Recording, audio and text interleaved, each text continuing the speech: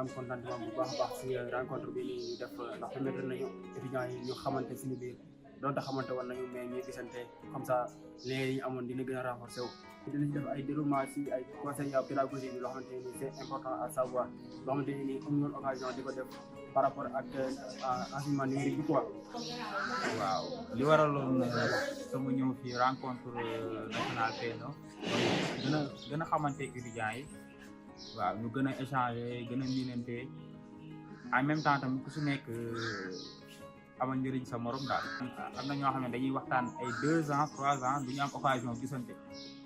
te loolu aussi dafay baax ku si nekk jëriñ sa morom côté jovial bi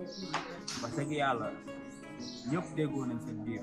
amul problème amul xuloo ñëpp a ñëw ànd en famille xale yu jigéen ñi aussi maa ngi leen di remercier ñu nekkoon si wàññi gère nañ lépp macha allah wax dëgg yàlla ñoom Penda ñoom Soxna ñoom Fatima di ñaan aussi affaire yi gën a yaatu pour l'année prochaine ñu gën koo yaatal mu mën a boole yeneen promotion daal waaw ndax AGEL moom c'est une famille te yenn rencontre yi da ciy baax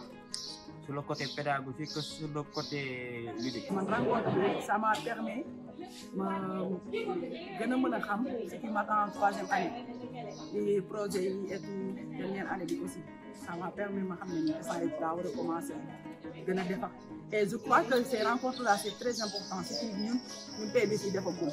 ñu war a def lépp ñu def rencontre bi parce que gis naa ci am na ci njëriñ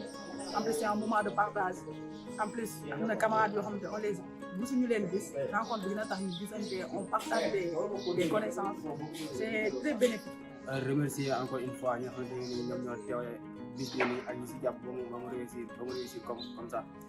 et ñuy lancer message pour yeneen étudiants yoo xamante ni amuñ occasion ñëw fii ñu wax leen ne rek rencontre bi du yem fii nii dana amaat yeneen rencontre chaque année incha allah te bëgg nañ ko aussi def ko au lieu que muy nekk rencontre promotionnelle muy nekk rencontre nationale pour